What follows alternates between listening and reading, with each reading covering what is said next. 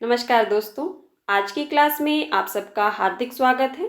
दोस्तों, आज की क्लास में हम हिंदी साहित्य से संबंधित महत्वपूर्ण प्रश्नों पर विस्तृत चर्चा करेंगे, जो सभी परीक्षाओं के लिए अत्यंत उपयोगी हैं।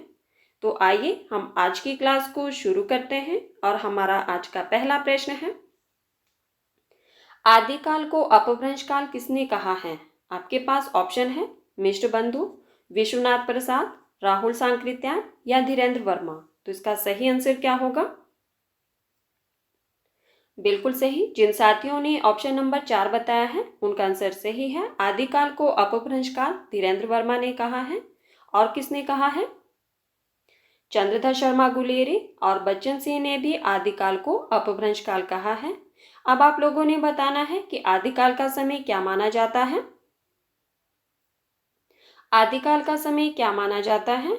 बिल्कुल सही। आदिकाल का समय संवत 1050 से 1375 तक माना जाता है।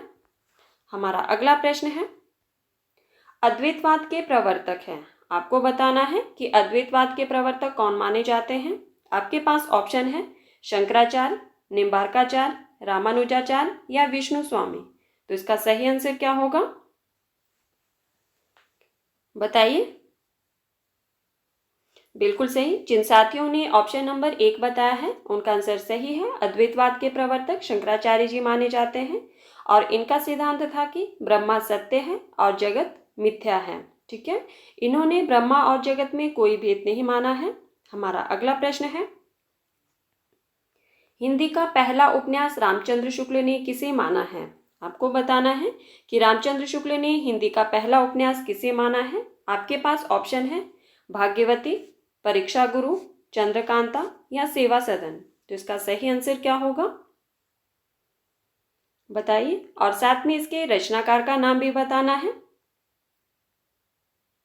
बिल्कुल सही। जिन साथियों ने ऑप्शन नंबर 2 बताया है उनका आंसर सही है। रामचंद्र शुक्ल ने हिंदी का पहला उपन्यास परीक्षा गुरु को माना है। और इसके रचनाकार कौन है? बिल्कुल सही, यह लाला श्रीनिवास दास जी का उपन्यास है 1882 ईस्वी का। हमारा अगला प्रश्न है,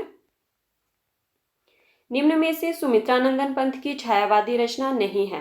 आपको बताना है कि पंत जी की छायावादी रचना कौन सी नहीं है। आपके पास ऑप्शन है वीणा, पल्लव, गुंजन, युगवाणी। तो इसका सही आंसर क्या होगा?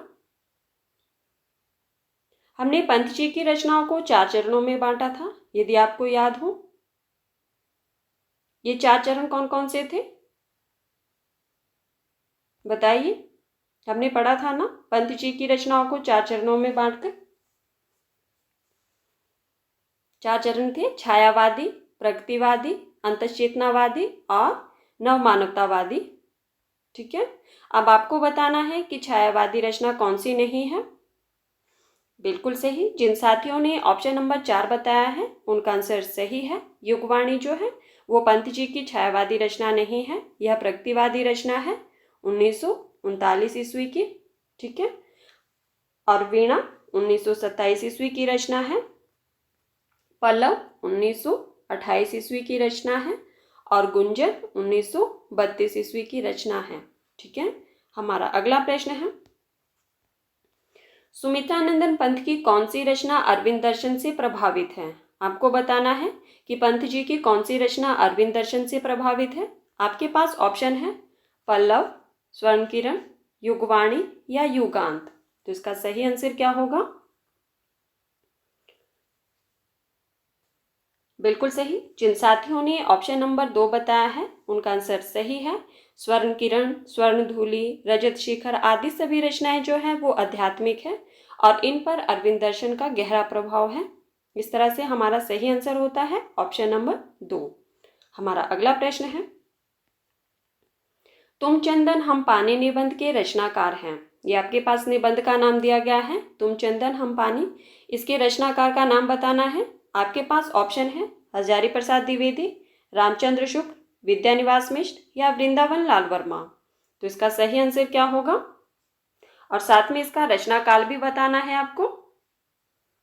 बताइए, इसका सही आंसर क्या होगा? बिल्कुल सही। जिन साथियों ने ऑप्शन नंबर 3 बताया है उनका आंसर सही है। तुम चंदन हम पानी निबंध जो है वो विद्यानिवास मिश्र का है, 1957 ईस्वी का। हमारा अगला प्रश्न है, निम्न में से कौन सा खंड काव्य है? आपको बताना है कि इनमें से कौन सा खंड काव्य है। आपके पास ऑप्शन है बरवे रामायण, पार्वती मंगल, दोहावली या कृष्ण गीतावली। तो इसका सही आंसर क्या होगा? आप जानते हैं कि ये सभी रचनाएं जो है वो तुलसीदास जी की हैं। तुलसीदास जी ने कुल 12 रचनाएं की थी, जिनमें से 2 खंड काव्य हैं। तो आपको बताना है कि इनमें से कौन सा खंड काव्य है। बिल्कुल सही। जिन साथियों ने ऑप्शन नंबर 2 बताया है उनका आंसर सही है। पार्वती मंगल खंड काव्य है तुलसीदास जी का और इसका रचनाकाल 1582 ईस्वी है। बरवे रामायण तुलसीदास जी की 1612 ईस्वी की रचना है, ठीक है। और दोहावली 1583 ईस्वी की है और कृष्ण गीतावली 1571 ईस्वी की रचना है तुलसीदास जी की, ठीक है। देखते हैं हमारा अगला प्रश्न क्या है। हमारा प्रश्न है, प्रथम विश्व हिंदी सम्मेलन कहाँ हुआ था? आपको बताना है कि प्रथम विश्व हिंदी सम्मेलन कहाँ हुआ था। आपके पास ऑप्शन है भोपाल, नई दिल्ली, नागपुर या मॉरिशस। तो इसका सही आंसर क्या होगा? और साथ में ये भी बताना है कि कब हुआ था। बिल्कुल सही। जिन साथियों ने ऑप्शन नंबर 3 बताया है उनका आंसर सही है। प्रथम विश्व हिंदी सम्मेलन नागपुर में हुआ था। कब हुआ था? 1975 ईस्वी में, ठीक है। और भोपाल में कौन सा हुआ था? तो भोपाल में 10वां विश्व हिंदी सम्मेलन हुआ था। कब हुआ था? 2015 में। कहाँ हुआ था? भोपाल में, ठीक है। और नई दिल्ली में 3रा हिंदी सम्मेलन हुआ था 1983 ईस्वी में, ठीक है। और मॉरिशस में 2रा विश्व हिंदी सम्मेलन भी हुआ था 1976 में और 4था विश्व हिंदी सम्मेलन भी मॉरिशस में हुआ था। कब हुआ था? 1993 ईस्वी में, ठीक है। हमारा अगला प्रश्न है, लक्ष्मीपुरा नामक रिपोर्टाज के लेखक हैं। आपको बताना है कि लक्ष्मीपुरा जो कि एक रिपोर्टाज है, इसके लेखक का नाम।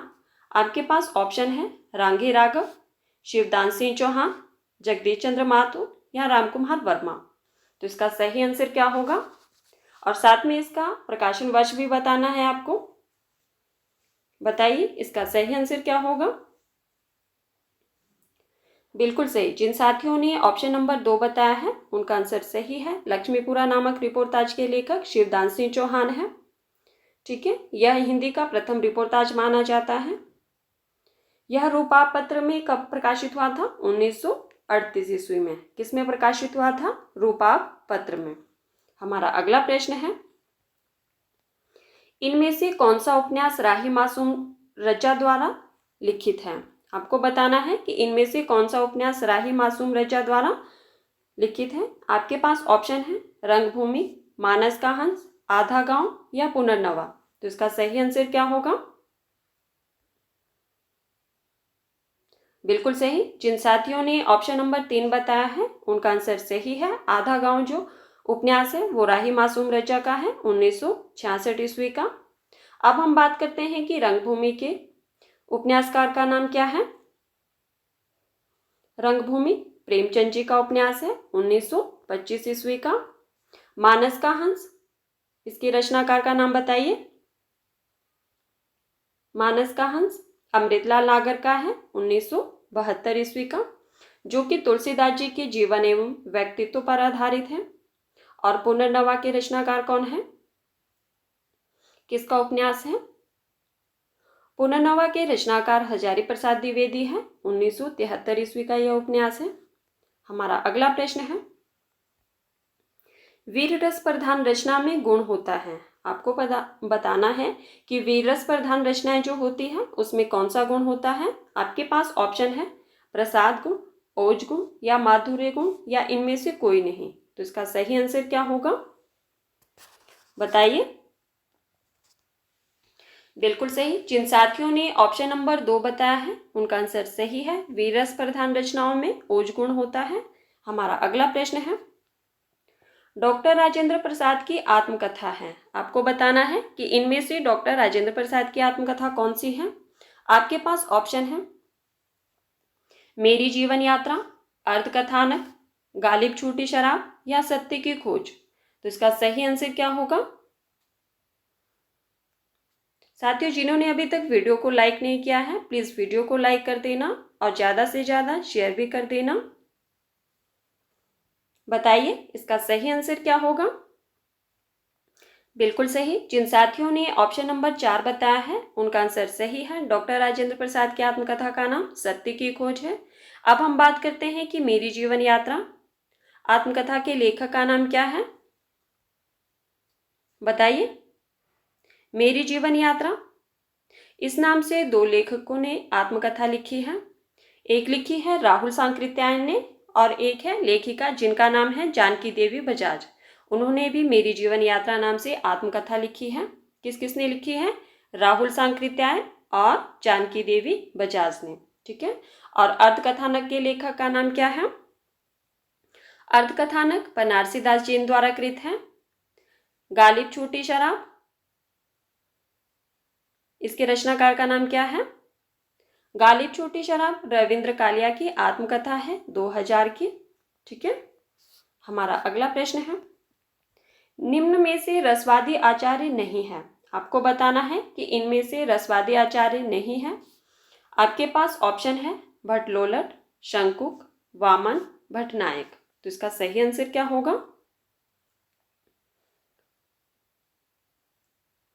बिल्कुल सही। जिन साथियों ने ऑप्शन नंबर 3 बताया है उनका आंसर सही है। वामन जो है वो रसवादी आचार्य नहीं है बल्कि रीति संप्रदाय के आचार्य माने जाते हैं। हमारा अगला प्रश्न है, छायावाद की मूल चेतना किस शब्द समूह से अधिक व्यक्त होती है?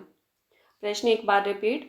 प्रश्न है आपके पास कि छायावाद की मूल चेतना किस शब्द समूह से सबसे अधिक व्यक्त होती है? आपके पास ऑप्शन है सहानुभूति की विवृत्ति, अव्यक्त सत्ता का प्रत्यक्षीकरण, प्रकृति का मानवीकरण या सौंदर्य का साधन। तो इसका सही आंसर क्या होगा? बताइए। छायावाद की मूल चेतना किस शब्द समूह से अधिक व्यक्त होती है? बिल्कुल सही। जिन साथियों ने ऑप्शन नंबर 3 बताया है उनका आंसर सही है। इसका सही आंसर होगा प्रकृति का मानवीकरण। हमारा अगला प्रश्न है, निम्न में से कौन सी रचना आदिकाल की नहीं है? आपको बताना है कि इनमें से कौन सी रचना आदिकाल की नहीं है। आपके पास ऑप्शन है रामचंद्रिका, पृथ्वीराज रासो, दोहा कोश या पदावली। तो इसका सही आंसर क्या होगा? बताइए इसका सही आंसर क्या होगा? बिल्कुल सही। जिन साथियों ने ऑप्शन नंबर 1 बताया है उनका आंसर सही है, रामचंद्रिका। रीतिकाल के प्रसिद्ध कवि केशवदास जी की 1601 ईस्वी की रचना है। ठीक है। अब हम बात करते हैं कि पृथ्वीराज रासो के रचयिता कौन है? बताइए पृथ्वीराज रासो के रचयिता। बिल्कुल सही, चंद्रवरदाई। दोहा कोश सरहप्पा की रचना है और पदावली विद्यापति की रचना है। ठीक है। हमारा अगला प्रश्न है,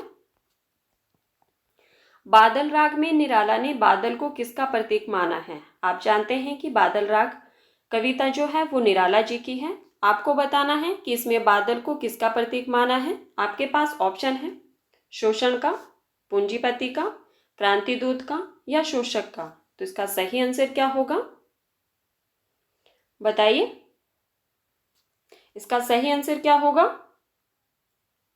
बिल्कुल सही। जिन साथियों ने ऑप्शन नंबर 3 बताया है उनका आंसर सही है, बादल को क्रांतिदूत का प्रतीक माना है। हमारा अगला प्रश्न है, प्रेमचंद को उपन्यास सम्राट की संज्ञा किसने दी? आपको बताना है कि प्रेमचंद जी को उपन्यास सम्राट की संज्ञा किसने दी। आपके पास ऑप्शन है शरत चंद्र चट्टोपाध्याय, महावीर प्रसाद द्विवेदी, हरिओम या रामचंद्र शुक्ल। तो इसका सही आंसर क्या होगा? बताइए इसका सही आंसर क्या होगा? बिल्कुल सही। जिन साथियों ने ऑप्शन नंबर 1 बताया है उनका आंसर सही है, प्रेमचंद को उपन्यास सम्राट की संज्ञा शरत चंद्र चट्टोपाध्याय ने दी है। हमारा अगला प्रश्न है, अवध विलास के रचनाकार हैं। आपको बताना है कि अवध विलास के रचनाकार कौन है। आपके पास ऑप्शन है भारतेंदु, लालदास, विद्यानिवास मिश्र या प्राणचंद चौहान। तो इसका सही आंसर क्या होगा? बताइए अवध विलास के रचनाकार का नाम और साथ में रचना काल भी बताना है। बिल्कुल सही। जिन साथियों ने ऑप्शन नंबर 2 बताया है उनका आंसर सही है। अवध विलास के रचनाकार लालदास जी हैं और इसका समय 1643 ईस्वी है। हमारा अगला प्रश्न है, किस रचना को छायावाद का मैनिफेस्टो कहा जाता है? आपके पास ऑप्शन है युगवाणी, कामायनी, लोकायतन या पल्लव। तो इसका सही आंसर क्या होगा? आपको बताना है कि किस रचना को छायावाद का मैनिफेस्टो कहा जाता है। बताइए इसका सही आंसर क्या होगा? बिल्कुल सही। जिन साथियों ने ऑप्शन नंबर 4 बताया है उनका आंसर सही है। पल्लव को छायावाद का मैनिफेस्टो मतलब घोषणा पत्र कहा जाता है और पल्लव का रचनाकाल क्या था? 1928 ईस्वी। किसकी रचना थी ये? पंत जी की। ठीक है। हमारा अगला प्रश्न है, निम्न में से कौन सी रचना ब्रज भाषा की नहीं है? आपको बताना है कि इनमें से कौन सी रचना ब्रज भाषा की नहीं है। आपके पास ऑप्शन है जानकी मंगल, दोहावली, कवितावली या कृष्ण गीतावली। तो इसका सही आंसर क्या होगा? कौन सी रचना ब्रज भाषा की नहीं है? ये सारी रचनाएं जो है वो तुलसीदास जी की हैं। बिल्कुल सही। जिन साथियों ने ऑप्शन नंबर 1 बताया है उनका आंसर सही है। जानकी मंगल जो है वो अवधी भाषा की रचना है 1582 ईस्वी की तुलसीदास जी की और यह एक खंड काव्य है। अभी हमने पढ़ा था एक खंड काव्य जिसका नाम था पार्वती मंगल और एक खंड काव्य है जानकी मंगल। ठीक है। हमारा अगला प्रश्न है, रहीम दास की कौन सी रचना ज्योतिष ग्रंथ है? आपको बताना है कि रहीम जी की कौन सी रचना ज्योतिष ग्रंथ है। आपके पास ऑप्शन है मतनाष्टक, रहीम दोहावली, रहीम काव्य या खेट कोतुकम। तो इसका सही आंसर क्या होगा?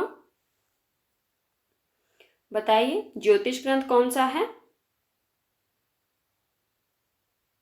बिल्कुल सही। जिन साथियों ने ऑप्शन नंबर 4 बताया है उनका आंसर सही है। खेट कोतुकम जो है वो रहीमदास की ज्योतिष ग्रंथ है इनका। हमारा अगला प्रश्न है, संस्कृति के 4 अध्याय किसकी रचना है? आपको बताना है कि संस्कृति के 4 अध्याय किसकी रचना है। आपके पास ऑप्शन है मुक्तिबोध, जयशंकर प्रसाद, रामधारी सिंह दिनकर या रामचंद्र शुक्ल। तो इसका सही आंसर क्या होगा? बताइए। बिल्कुल सही। जिन साथियों ने ऑप्शन नंबर 3 बताया है उनका आंसर सही है। संस्कृति के 4 अध्याय रामधारी सिंह दिनकर की रचना है। अब आप लोगों ने बताना है कि रामधारी सिंह दिनकर को इस रचना के लिए कौन सा पुरस्कार दिया गया था और कब दिया गया था। बताइए रामधारी सिंह दिनकर को संस्कृति के 4 अध्याय के लिए कौन सा पुरस्कार दिया गया और कब दिया गया था। बिल्कुल सही। साहित्य अकादमी पुरस्कार दिया गया था। कब दिया गया था? 1959 ईस्वी में। ठीक है। हमारा अगला प्रश्न है, खड़ी बोली का दूसरा नाम है। आपको बताना है कि खड़ी बोली का दूसरा नाम क्या है। आपके पास ऑप्शन है मगही, कौरवी, हिंदुस्तानी या बघेली। तो इसका सही आंसर क्या होगा? बताइए खड़ी बोली का दूसरा नाम क्या है। बिल्कुल सही। जिन साथियों ने ऑप्शन नंबर 2 बताया है उनका आंसर सही है। खड़ी बोली का दूसरा नाम कौरवी है। कई बार प्रश्न आता है कि खड़ी बोली को कौरवी नाम किसने दिया। फिर आपका आंसर क्या होगा? बताइए खड़ी बोली को कौरवी नाम किसने दिया। कई बार प्रश्न बनता है। साथियों जिन्होंने वीडियो को लाइक नहीं किया है प्लीज वीडियो को लाइक कर देना और जिन्होंने शेयर नहीं किया है वो शेयर भी कर देना। बताइए। बिल्कुल सही। खड़ी बोली को कौरवी नाम किसने दिया? राहुल सांकृत्यायन ने। किसने दिया? राहुल सांकृत्यायन ने खड़ी बोली को कौरवी नाम दिया है। हमारा अगला प्रश्न है, प्रेमचंद के अधूरे उपन्यास का नाम है। आपको बताना है कि प्रेमचंद जी के अधूरे उपन्यास का नाम क्या है। आपके पास ऑप्शन है गबन, सेवा सदन, मंगलसूत्र या रंगभूमि। तो इसका सही आंसर क्या होगा? और साथ में आपने ये भी बताना है कि इस उपन्यास को बाद में किसने पूरा किया था, क्योंकि हमने पहले चर्चा की है। बताइए। बिल्कुल सही। जिन साथियों ने ऑप्शन नंबर 3 बताया है उनका आंसर सही है। प्रेमचंद जी के अधूरे उपन्यास का नाम मंगलसूत्र है। यह 1948 का है। किसने पूरा किया था इसको? तो प्रेमचंद जी के बेटे अमृत राय ने इसको पूरा किया था। ठीक है। गबन का रचनाकाल क्या है? गबन प्रेमचंद जी का 1931 ईस्वी का उपन्यास है और सेवा सदन 1918 ईस्वी का है। ठीक है। और रंगभूमि का रचनाकाल क्या है? 1925 ईस्वी। हमारा अगला प्रश्न है, बंग महिला के नाम से कौन प्रसिद्ध है? आपको बताना है कि बंग महिला के नाम से कौन प्रसिद्ध है। आपके पास ऑप्शन है सुभद्रा कुमारी चौहान, राजेंद्र बाला घोष या महादेवी वर्मा या इनमें से कोई नहीं। तो इसका सही आंसर क्या होगा? बताइए, बंग महिला के नाम से कौन प्रसिद्ध है? बिल्कुल सही। जिन साथियों ने ऑप्शन नंबर 2 बताया है उनका आंसर सही है। राजेंद्र बाला घोष जो है वो बंग महिला के नाम से प्रसिद्ध है और यह हिंदी की प्रथम कहानी लेखिका मानी जाती है। इनकी प्रसिद्ध रचनाएं कौन कौन सी हैं, कई बार वह भी परीक्षा में पूछी जाती है। इनकी प्रसिद्ध रचनाएं जो है वो है दुलाई वाली, 1907 ईस्वी की कहानी है इनकी। कौन सी? दुलाई वाली। और कौन सी कहानी इनकी? चंद्रदेव से मेरी बातें, 1904 ईस्वी की है वो। ठीक है। और कुंभ की छोटी बहू, वह भी बंग महिला की कहानी है, 1906 ईस्वी की। तो इस तरह की इनकी कुछ प्रसिद्ध कहानियां हैं जो बार बार परीक्षा में पूछी जाती हैं। तो साथियों, ये थे आज के हमारे कुछ महत्वपूर्ण प्रश्न जिन पर हमने चर्चा की। प्लीज़ आप लोग मुझे कमेंट बॉक्स में कमेंट करके ज़रूर बताना कि आपको ये वीडियो कैसी लगी। धन्यवाद। मिलते हैं अगली क्लास में।